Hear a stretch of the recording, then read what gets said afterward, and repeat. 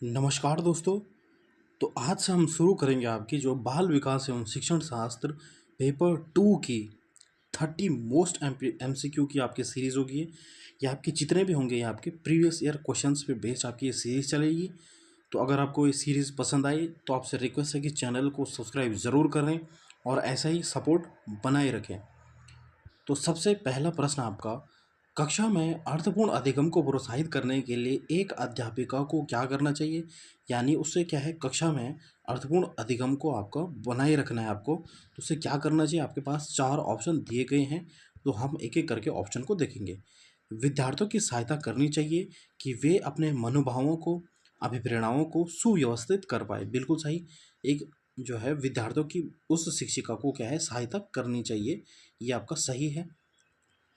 दूसरा आपका कि विद्यार्थियों को उनके प्रदर्शन के आधार पर वर्गीकृत और नामांकित करने और उनकी योग्यता आधारित समूह बनाना चाहिए। ये तो आपका बिल्कुल नेगेटिव हो जाएगा कि विद्यार्थियों को क्या है, वर्गीकृत करना है, बांटना है और नामांकित करना है और उनका एक समूह बना देना है, बिल्कुल गलत हो जाएगा। दूसरा ऑप्शन आपका जो है गलत हो जाएगा।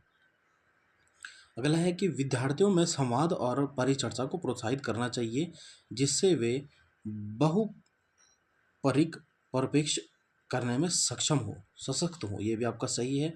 कक्षा में विविधता की उपेक्षा करने जो होता है, शिक्षण को मानक विधि अपनानी चाहिए। मानक विधि गलत हो जाएगा आपका। तो यानी आपका जो है पहला और तीसरा आपका सही था और जो है आपका दूसरा और चौथा आपका गलत है। तो आपसे सही पूछा गया है तो तीसरा ऑप्शन आपका सही उत्तर हो जाएगा। अगला है आपका, प्रतिकूल परिस्थितियों और वंचित पृष्ठभूमि वाले अधिगमकर्ताओं को संबोधित करने के लिए निम्नलिखित में से कौन सी पद्धति प्रभावशाली नहीं है? नहीं है पूछा गया आपको, यानी आपको गलत ऑप्शन ढूंढना है। कि विद्यार्थियों को संतुलित चुनौतीपूर्ण लक्ष्यों के लिए अभिप्रेरित करना और उपयुक्त शिक्षण सहायक जो है उनको उपलब्ध कराना है, शिक्षण विधि उनको क्या है, उपलब्ध कराना। तो यह तो आपका सही है, ये ऑप्शन आपका सही हो जाएगा, पहला आपका सही है। दूसरा ऑप्शन देख लेते हैं हम, कार्यकलापों के लिए सहयोग समूह बनाना और विद्यार्थियों को एक दूसरे का समर्थन करने के लिए प्रोत्साहित करना। यहाँ पे हम समूह तो बना रहे हैं, लेकिन क्या कर रहे हैं, एक दूसरे को उनको क्या है, प्रोत्साहन करने के लिए एक समूह बना रहे हैं। ये भी आपका सही है, हमें क्या है, गलत ढूंढना था। तीसरा देख लेते हैं हम, अधिगमकर्ताओं से बातचीत करके उनकी आवश्यकताओं और उनके सम्मुख आई चुनौतियों को समझना। बिल्कुल सही। जो उनकी जो डिफ़िकल्टी आ रही है उसको समझना, ये भी आपका सही है। तो एक ही ऑप्शन बचता है आपका चौथा ऑप्शन, कि अधिगमकर्ताओं को विद्यालय से बाहर ट्यूशन पढ़ने के लिए कहना, जिससे कि अध्यापक को उन पर अधिक ध्यान न देना पड़े। ट्यूशन कहने के लिए करना है, तो यही आपका गलत ऑप्शन हो जाएगा। ऑप्शन चौथा आपका गलत है, तो यही जो है आपका क्या है, सही उत्तर हो जाएगा ऑप्शन चौथा। आपको बच्चे को क्या है, ट्यूशन के लिए प्रोत्साहित नहीं करना है कि आप मेरे पास ट्यूशन आओ, एक शिक्षक होने के नाते। तीसरा प्रश्न आपका, कि बच्चों के अधिगम में शारीरिक स्वस्थता और संवेगी अवस्था डैश का क्या होता है? यानी आपकी संवेदिक अवस्था डैश होता है यहाँ पे, कि बच्चों के अधिगम में आपकी शारीरिक स्वास्थ्यता और अधिगम अवस्था का कोई आपस में संबंध नहीं होता है, की भूमिका नगण्य है, नगण्य है, या फिर का कोई प्रभाव नहीं होता है, कि एक महत्वपूर्ण भूमिका होती है। तो इसका सही उत्तर हो जाएगा ऑप्शन चार, कि यानी जब आप बच्चों का अधिगम होता है, बच्चे जब लर्निंग प्रोसेस के दौरान रहते हैं, तो उनका जो शारीरिक स्वास्थ्य होता है, ठीक है, उसका एक और जो होता है एक संवेदी अवस्था होती है, संवेगात्मक अवस्था होती है, उनका एक महत्वपूर्ण भूमिका होती है। ऑप्शन जो है फोर्थ आपका सही उत्तर हो जाएगा। ये आपके पेपर 2 के प्रश्न है, इसलिए थोड़ा ये प्रश्न को क्या है, घुमा देता है आपका एग्जामिनर।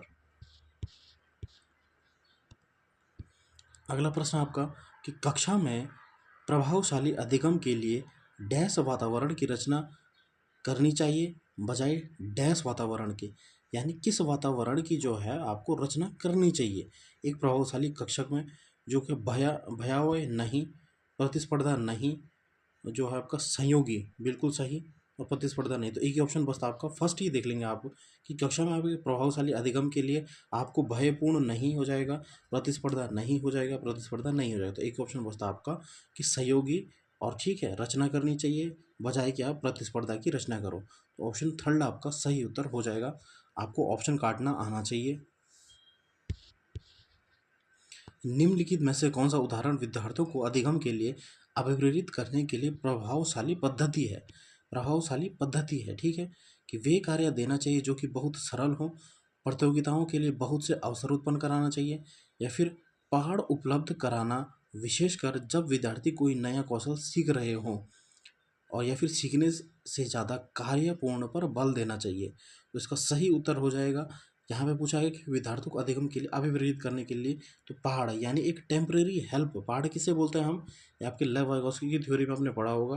पहाड़ क्या होता है, एक टेम्परेरी हेल्प होती है जो कि हम बच्चे को देते हैं, जिससे कि क्या है वो अपने कार्य को कर सकता है, अपने जो नया कार्य है उसको कर पाता है। तो ऑप्शन थर्ड इसका सही उत्तर हो जाएगा। बच्चों के चिंतन के विषय में निम्नलिखित में से कौन सा कथन सही नहीं है, यानी आपको जो है गलत ढूंढना है। बच्चे अपने आसपास की विविध घटनाओं के बारे में सक्रियपूर्वक सोचते हैं और उनमें अन्वेषण यानी छानबीन की लालसा होती है। बिल्कुल सही, यह पहला उत्तर आपका सही हो जाएगा। अगला देख लेते हैं कि जो है बच्चे अपने आसपास की वस्तुओं को जानने के लिए जन्मजात जिज्ञासु होते हैं। बिल्कुल ये भी आपका सही है। बच्चे अपने आसपास की विविध घटनाओं के बारे में स्वयं अपने सिद्धांतों की रचना करते हैं। बिल्कुल सही।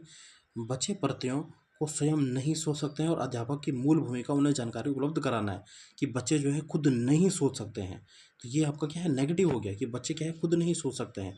तो यही हमें है क्या है, हमें गलत ढूंढना। तो ऑप्शन फोर्थ ही आपका सही उत्तर हो जाएगा, ठीक है। आपको जहाँ पे भी नहीं आएगा तो आपको क्या है गलत ढूंढना है। तो हमारा गलत ऑप्शन क्या है, फोर्थ ऑप्शन है। अधिगम, यहाँ पे जो है थोड़ा प्रिंटिंग मिस्टेक और की है। अधिगम एक डैश और डैश प्रक्रिया है, आपको जो है डैश हो जाएगा यहाँ पे, ठीक है। अधिगम एक डैश और डैश प्रक्रिया है। सरल या फिर व्यक्तिगत, जटिल जटिल प्रक्रिया जो है आपकी, अधिगम क्या है, एक जटिल और सक्रिय प्रक्रिया है। तो यहाँ पे जो हो जाएगा इसका सही उत्तर हो जाएगा कि जो अधिगम जो है वो जटिल और सक्रिय प्रक्रिया है, यानी एक्टिव है। सक्रिय यानी एक्टिव है, निष्क्रिय नहीं होगा और व्यक्तिगत भी नहीं होगा और रैखिक भी नहीं होगा, ठीक है। तो सक्रिय प्रक्रिया और जटिल प्रक्रिया भी है, ठीक है। क्योंकि मनुष्य जो है जीवन भर जो है कुछ ना कुछ सीखता रहता है, ठीक है। धीरे धीरे उस वातावरण में अपने को डाल देता है और कुछ ना कुछ सीखता है, ठीक है। अपने अनुभवों की वजह से जो है मनुष्य जो है क्या है, अपने व्यवहार में परिवर्तन करना सीख लेता है। तो इससे क्या है वो हो गया एक जटिल प्रक्रिया भी है और सक्रिय प्रक्रिया है। तो ऑप्शन थर्ड आपका सही हो जाएगा, आपका अधिगम जो होता है, ठीक है। फिर आपका आठवां प्रश्न है कि अपनी कक्षा में अर्थपूर्ण अधिगम को सुसाध्य बनाने के लिए अध्यापिका को अपनी कक्षा में सामाजिक, सांस्कृतिक, धार्मिक, भाषिक विविधता को समझना चाहिए, अनदेखा करना चाहिए, टालना चाहिए। तो ये हो जाएगा समझना चाहिए। तो आपका आसान हो गया। अगला है आपका, एक कक्षा में अध्यापिका अपनी शिक्षा शास्त्र व आकलन की विधियों को विद्यार्थियों की व्यक्तिगत ज़रूरतों के अनुसार परिवर्तित करती है। किस कक्षा में जो है, ये आपसे पूछा गया, एक ऐसी कक्षा होती है जिसमें जो अध्यापिका होती है अपने शिक्षण शास्त्र या फिर आकलन की विधियों को विद्यार्थियों के अनुरूप क्या है परिवर्तन करती है, यानी विद्यार्थियों को कहाँ पे ज़रूरत है उसके हिसाब से परिवर्तन करती है। तो ये कौन सी आपकी विधि होगी, पाठ्य पुस्तक केंद्रित, व्यवहारवादी, या फिर अध्यापक केंद्रित, या फिर प्रगतिशील कक्षा। तो ये हो जाएगी आपकी प्रगतिशील कक्षा, ठीक है। प्रगतिशील कक्षा क्या होती है कि जिसका एकमात्र उद्देश्य बच्चों की व्यक्तिगत भिन्नताओं को ध्यान में रखते हुए समग्र उनका विकास करना, ये होती है आपकी प्रगतिशील कक्षा। और प्रगतिशील कक्षा की प्रेरणा जो है वो किसने दी थी, आपको याद रखना है। प्रगतिशील कक्षा के बारे में आपको कहा था जॉन डीवी ने, जॉन डीवी। ये भी कई बार आपको याद रखना है, पूछ सकता है आपका प्रश्न कि आपकी प्रगतिशील कक्षा जो है वह किसने दी थी। तो ये दी थी आपकी जॉन डीवी। प्रगतिशील कक्षा क्या होती है कि जिसमें जो है एक शिक्षक जो होता है वह अपने पाठ्यक्रम जो विधि होती है और जो आपकी पढ़ाने की विधि हो उसको जो है बच्चों के हिसाब से परिवर्तन करता है, ठीक है। ऑप्शन जो है फोर्थ इसमें सही हो जाएगा। बच्चों का विद्यालय में असफल होना, यानी जो आपके जो बच्चे होते हैं वह असफल हो रहे हैं, इससे क्या होता है कि साबित करता है कि इन बच्चों में आनुवांशिक पैदाइशी कमियां हैं और उन्हें विद्यालय से निकाल देना चाहिए। कि आपको बच्चों को विद्यालय से निकाल देना चाहिए, ये तो गलत हो जाएगा, नेगेटिव है। सूचित करता है कि अभिभावकों में अपने बच्चों के अधिगम में सहायता करने का सामर्थ्य नहीं है, गलत हो जाएगा ये भी। प्रस्तावित करता है कि वंचित पृष्ठभूमि वाले बच्चों में अधिगम का सामर्थ्य नहीं होता है, यानी जो आपकी वंचित पृष्ठभूमि वाले बच्चे होते हैं उनमें सामर्थ्य नहीं होता है। तीसरा ऑप्शन में आपका गलत हो जाएगा, ठीक है। चौथा ऑप्शन देख लेते हैं। निर्देश करता है कि विद्यार्थी इन बच्चों की आवश्यकताओं को रुचियों की पूर्ति करने में समर्थ नहीं है।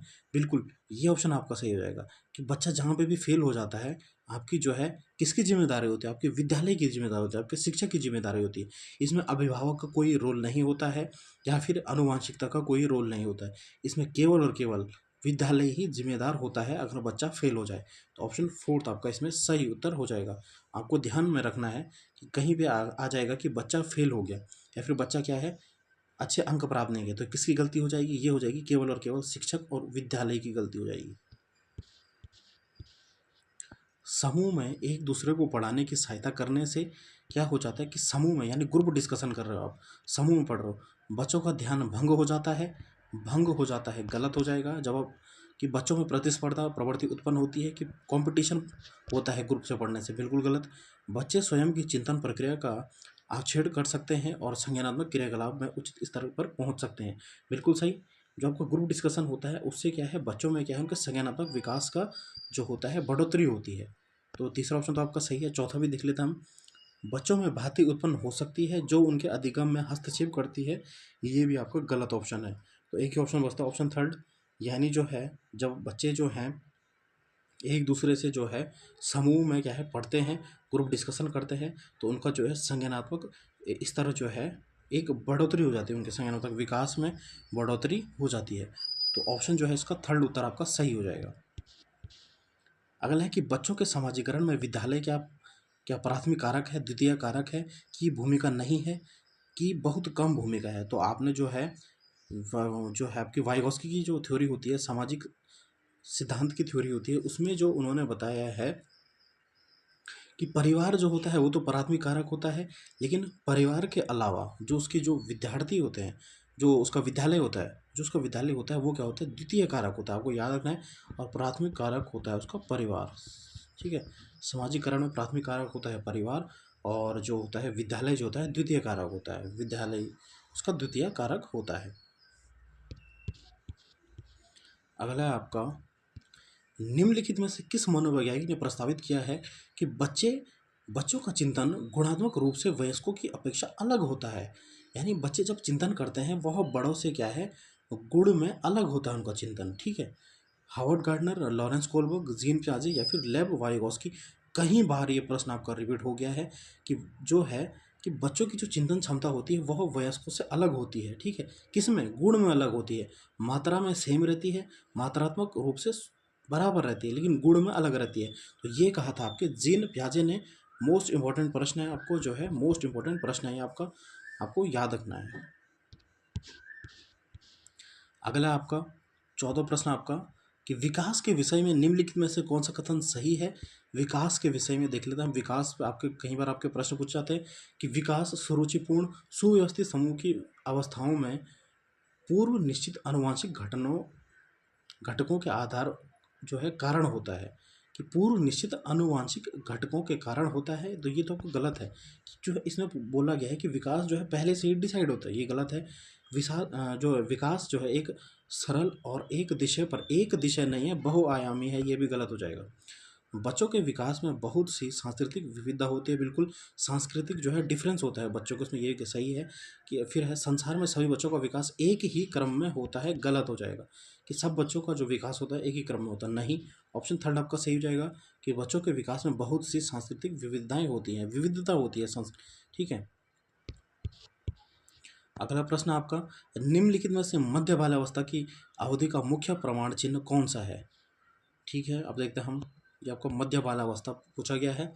पेशीय कौशल और समग्र शारीरिक वृद्धि का तेजी से विकास होना, वैज्ञानिक तर्क और अमूर्त रूप से सोचने की क्षमता का विकास कर जो होना, या फिर प्रतीकात्मक खेल का उभरना, या फिर तर्क संगत विचारों का विकास जो कि प्राकृतिक रूप से मूर्त है। यानी अभी बच्चा क्या है, मध्य बाल अवस्था में है, तो अभी वो क्या है, अमूर्त चिंतन नहीं कर पाएगा, वो अभी मूर्त चिंतन में है। तो इसका थर्ड ऑप्शन सही हो जाएगा कि तर्क संगत विचारों का विकास जो कि प्राकृतिक रूप से मूर्त है। अभी बच्चा क्या है, उतना बड़ा नहीं हुआ है, 13 से ऊपर नहीं पहुंचा है, वो अभी 13 से छोटा है, मध्य बाल अवस्था में है, ठीक है, अर्ली चाइल्डहुड में है, ठीक है। यानी 6 से आपका 13 वर्ष में इस बच्चे को मान सकते हैं। मध्य बाल अवस्था जो होती है आपकी, किशोरावस्था तो 13 से ऊपर हो जाएगी, जिसमें बच्चा जो है अमूर्त चिंतन करेगा। तो यहाँ पे बच्चा जो है क्या है, मूर्त चिंतन कर रहा है। तो ऑप्शन फोर्थ आपका सही उत्तर हो जाएगा। अब पूछा गया आपका जीन पियाजे के अनुसार जो आपका अमूर्त संक्रियात्मक अवस्था होती है, आपके जीन पियाजे की जो है 4 अवस्था होती है। उसमें आपको पूछा गया है कि जो है अमूर्त संक्रियात्मक अवस्था, सबसे पहले संवेदीगामक, फिर होती है आपकी जो है मूर्त, फिर होती है आपकी जो है पूर्व संक्रियात्मक अवस्था। ठीक है, सबसे पहले होती है संवेदीगामक, फिर पूर्व संक्रामक अवस्था, फिर जो होती है मूर्त संक्रामक अवस्था, और फिर होती है आपकी अमूर्त संक्रामक अवस्था। तो जो आपकी चौथी अवस्था होती है यानी अमूर्त संक्रामक अवस्था होती है, उसमें क्या है, संरक्षण, वर्गीकरण और श्रेणीबद्ध करने में सक्षम नहीं होता है, या फिर प्रतीकात्मक और सांकेतिक खेलों में भाग लेना प्रारंभ कर देता है, परिकल्पित निगमनात्मक तर्क और प्रतिगित चिंतन करने में समर्थ है। बिल्कुल सही। निगमन तर्क आपका जो है लास्ट जो आपकी चौथी अवस्था होती है, उसमें जो आपका बच्चा करना शुरू कर देता है, तो यही आपका सही उत्तर हो जाएगा। ठीक है, आपको याद रखना है। ठीक है, और इसके ईयर भी पूछे जाते हैं कि कौन कौन से साल होते हैं। पेपर 2 में तो नहीं पूछा जाता है, लेकिन पेपर 1 में आपको थोड़ा आसान प्रश्न बन जाता है आपके जीन पियाजे की थ्योरी से। अगला आपका लॉरेंस कोहलबर्ग के नैतिक विकास के सिद्धांत के अनुसार व्यक्ति किस अवस्था में है जब वह विश्वास करता है कि वर्तमान सामाजिक प्रणाली की संक्रांतपूर्वक बनाए रखने से धनात्मक मानवीय संबंध और सामाजिक वर्ग सुरक्षित रहता है। यानी वह कौन सी अवस्था है जिसमें कि आपको जो है समाज के जो नियम होते हैं उनको क्या है आपको मानना होगा।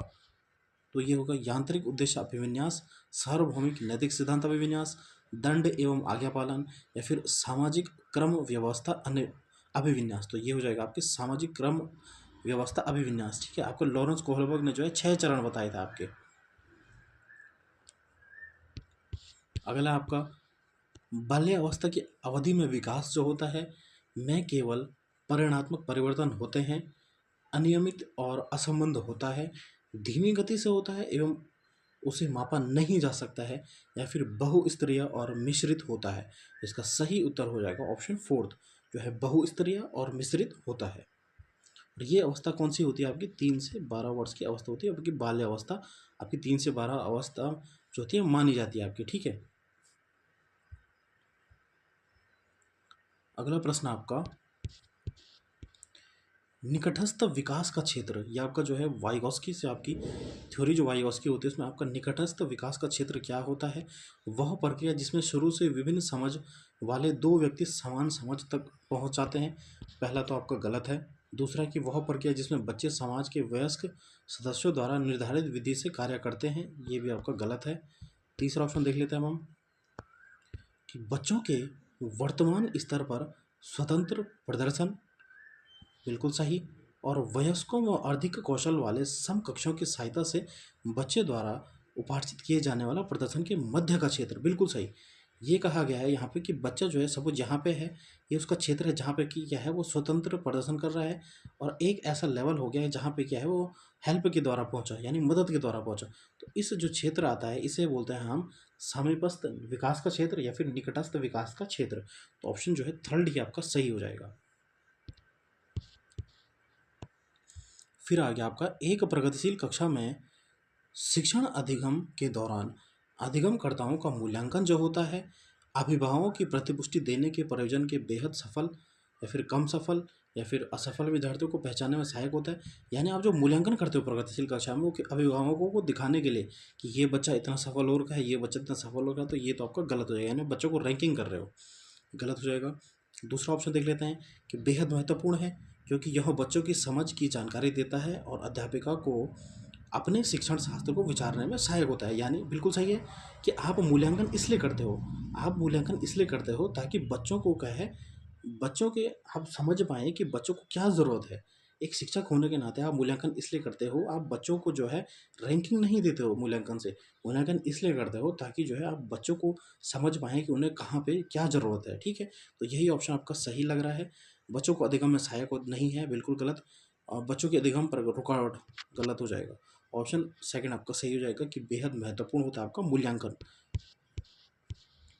अगला है आपका हार्वर्ड गार्डनर की जो बहुबुद्धि सिद्धांत के अनुसार निम्नलिखित में से कौन सा जोड़ा बुद्धि के प्रकार के अंत स्थिति अनुपालन संभावना के अनुसार सही है। यानी आपको पूछा गया है कि कौन सा आपका सही उत्तर है इसमें। तो यहाँ पे जो है कि भाषिक जो है मूर्तिकार में होती है, कि भाषिक बुद्धि मूर्तिकार में होगी, ये तो गलत है।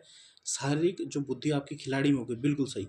आपकी शारीरिक बुद्धि गति संवेदना जो होगी आपके खिलाड़ी में होगी, स्थानिक नहीं, मनोवैज्ञानिक में नहीं होगी, अंतर्व्यक्तित्व। ये आपका ए गलत है, डी गलत है, जो है सी गलत है आपका। तो ये बी ऑप्शन आपका सही है कि शारीरिक गति संवेदना जो आपकी खिलाड़ी में आपकी पाई जाती है। ऑप्शन बी आपका सही उत्तर हो जाएगा। ठीक है, ये आपका मैचिंग वाला प्रश्न है। फिर आपका आपका है लेव वाइगोस्की के अनुसार आपकी जो थ्योरी होती है उसमें केवल आपका जीन पियाजे, लेव वाइगोस्की, कोहलबर्ग, ठीक है, इन पे ज़्यादा आपके प्रश्न पूछे जाते हैं। और एक आपके हो गए हार्वर्ड गर्नर। ये चार आपके मनोवैज्ञानिक हैं, इन पे आपके जो है प्रश्न पूछे जाते हैं।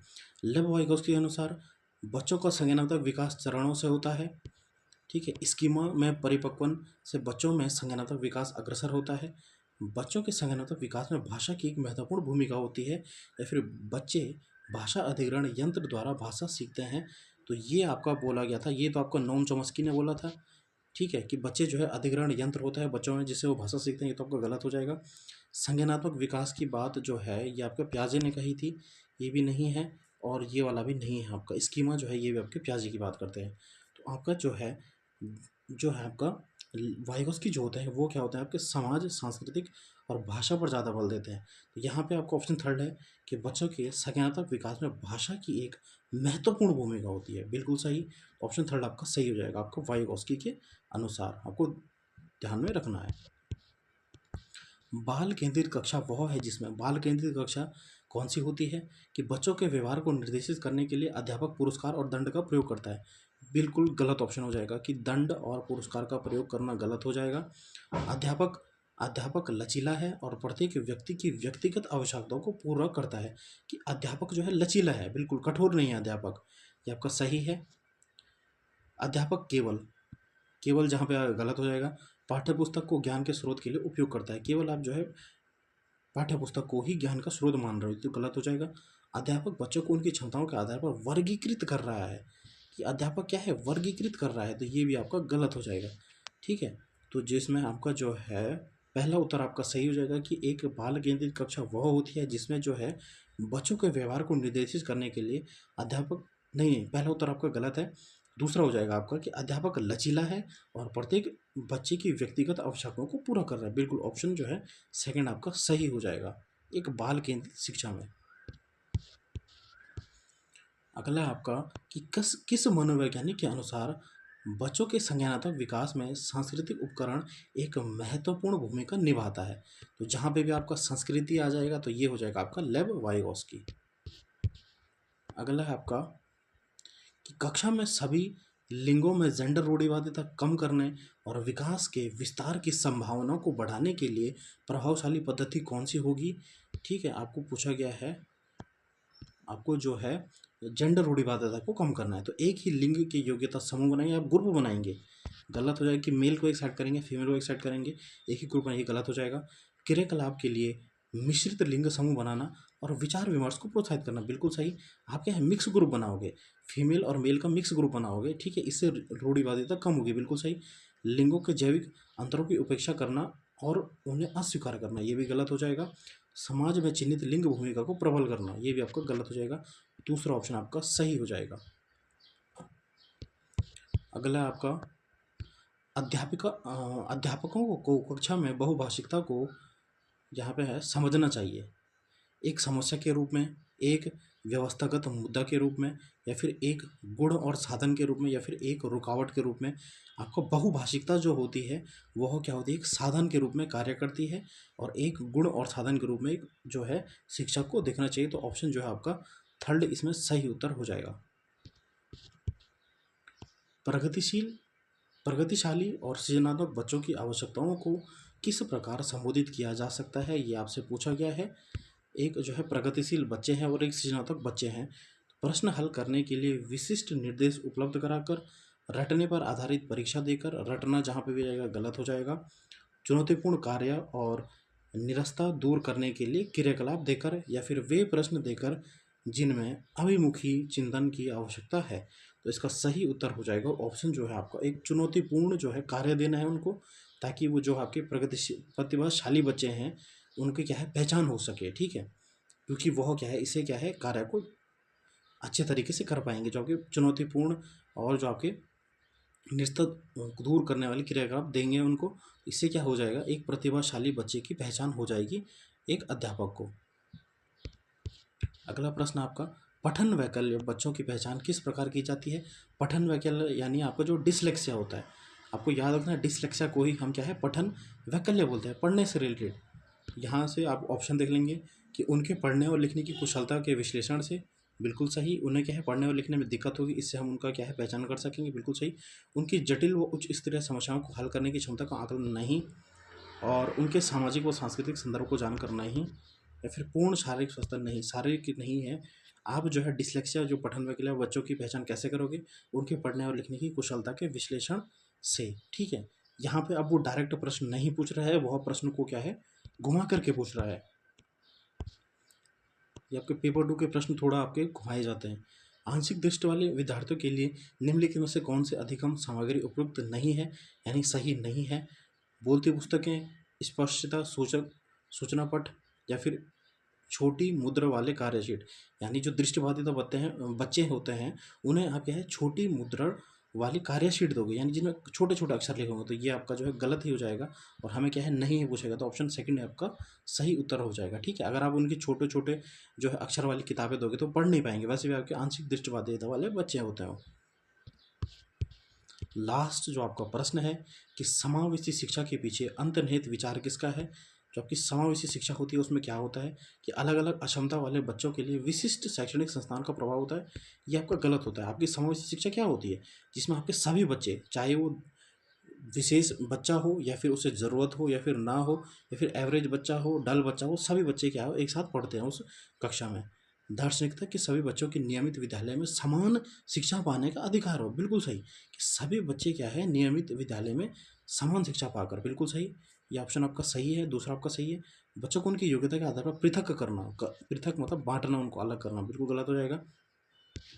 बच्चों की अक्षमता के आधार पर उनकी सीमाओं की पहचान करने के लिए उन्हें नामांकित करना जो है यहाँ पे पूछा गया, उनका नामांकित करना, तो चौथा ऑप्शन भी आपका गलत हो जाएगा। दूसरा ऑप्शन आपका सही हो जाएगा कि दार्शनिकता कि सभी बच्चों की नियमित विद्यालय में समान शिक्षा पाने का अधिकार करना, ये आपका जो है समावेशी शिक्षा कहता है। तो आज हमने देखा आपके 30 महत्वपूर्ण प्रश्न। तो अगर आपको ये सेशन पसंद आएगा तो प्लीज़ आपसे रिक्वेस्ट है कि चैनल को सब्सक्राइब जरूर करें, शेयर करें अपने दोस्तों से, और लाइक ज़रूर करें वीडियो को। ऐसे ही कंटेंट आपको मिलता रहेगा और ये सीरीज़ आपकी कंटिन्यू चलती रहेगी। धन्यवाद।